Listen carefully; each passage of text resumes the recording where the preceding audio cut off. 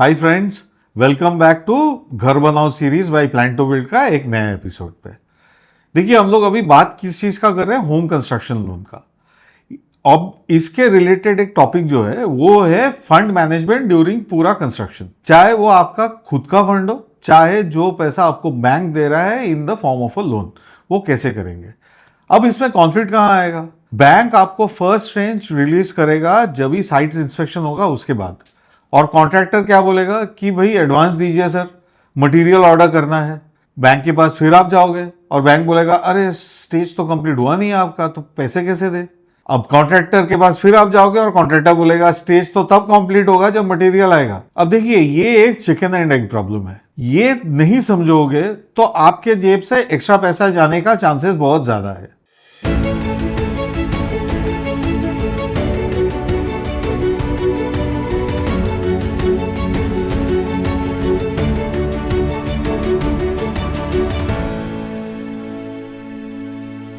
अभी बैंक का मॉडल क्या है ये समझो पहले, कि कंप्लीशन बेस्ड रीइंबर्समेंट होगा।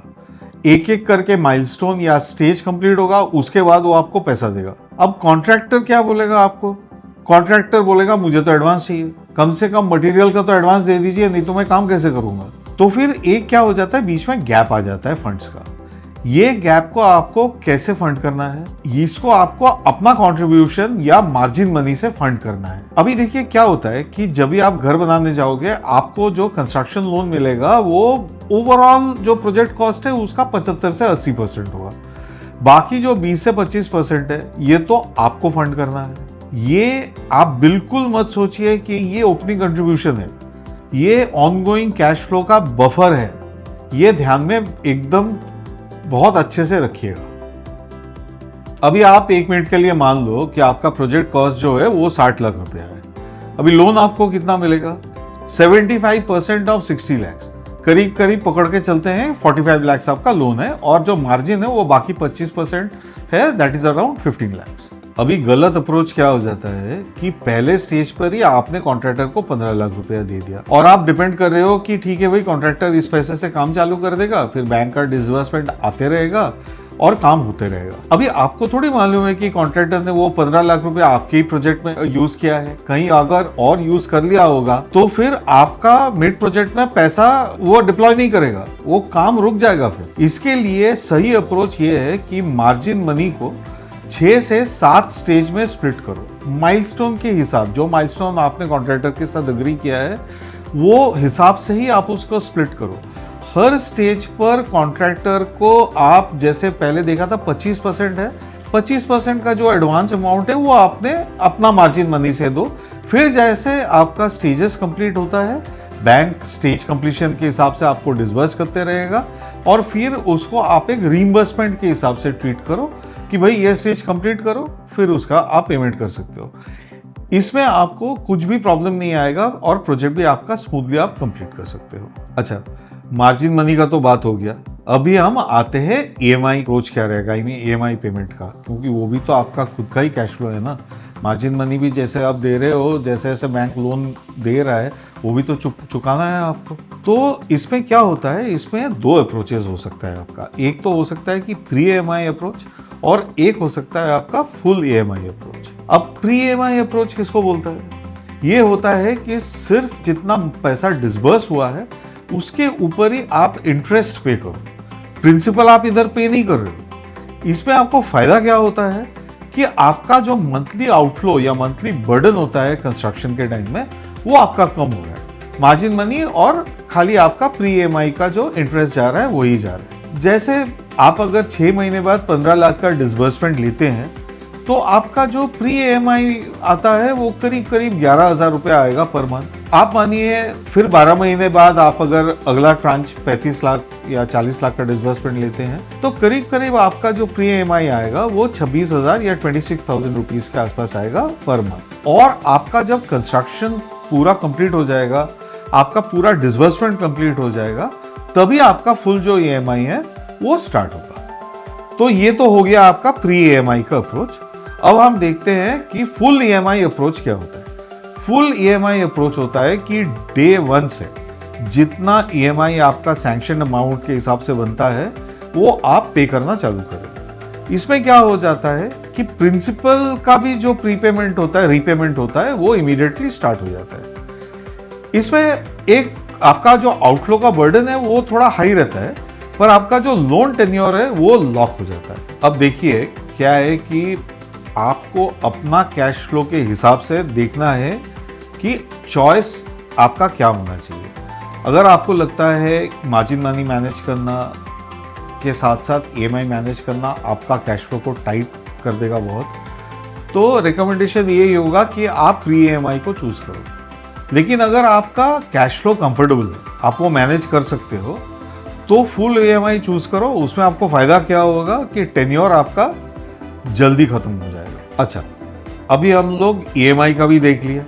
अब हम देखेंगे कि बैंक से जो आपको फंड्स रिलीज होगा माइलस्टोन कंप्लीशन वाइज, उसके लिए बैंक को क्या चाहिए। एक चीज पे बहुत खास तरीके से ध्यान दीजिएगा कि हर ट्रांच पे या हर माइलस्टोन कंप्लीशन पे जब बैंक पैसा रिलीज करेगा, उसके पहले कुछ स्पेसिफिक चीजें हैं जो मांगने वाले हैं। जैसे पहला चीज है साइट फोटोज, एकदम क्लियर साइट फोटोज होना चाहिए, उस पर डेट मेंशन होना चाहिए, मल्टीपल एंगल्स होना चाहिए।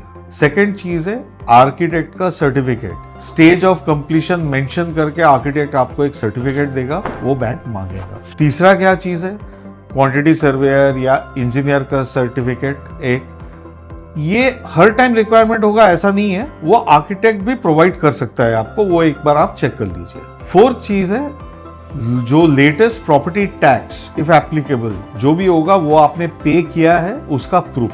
फिफ्थ चीज है जो बिल ऑफ मटेरियल्स है, मतलब जो भी सामान आपने परचेज किया हो, स्टील, सीमेंट, ब्रिक्स, जो भी आपने परचेज किया है उस टाइप का जो मटेरियल परचेजेस का बिल्स है वो बिल्स। और बहुत ही इंपॉर्टेंट चीज है कि बैंक का अपना टेक्निकल ऑफिसर होता है, वो साइट विजिट करेगा, वो क्लियरेंस देगा कि हाँ मैंने साइट देखा है, इतना माइलस्टोन तक काम खत्म हुआ है। उनका एक साइट विजिट क्लियरेंस आपको चाहिए। ये सारे जो चीज़ है ये हम एक डिस्क्रिप्शन बॉक्स में आपको लिस्ट के हिसाब से दिए हैं, वो आप रेफर कर सकते हैं। अब ये पूरे प्रोसेस में आपको प्रॉब्लम क्या क्या आ सकता है, आप देखिए। पहला प्रॉब्लम तो ये आ सकता है कि बैंक का डिसबर्समेंट जो है वो डिले हो सकता है। उसका कॉज क्या है, इनकम्प्लीट डॉक्यूमेंटेशन है या इंस्पेक्शन के लिए डिले हो गया। ये आपको सॉल्व ऐसे करना है कि हर ट्रांच रिक्वेस्ट आपको, अगर मानिए महीने के 15 तारीख को पैसा चाहिए, तो आप अगले महीने की 30-31 को या महीने के पहले तारीख ही डाल दो रिक्वेस्ट, 1-2 हफ्ते का बफर रखो। अब दूसरा प्रॉब्लम क्या आ सकता है आपका कि कॉन्ट्रैक्टर अचानक से बोल रहा है कि मुझे जो आपने एक्सपेक्ट किया था उससे ज़्यादा एडवांस उसको चाहिए।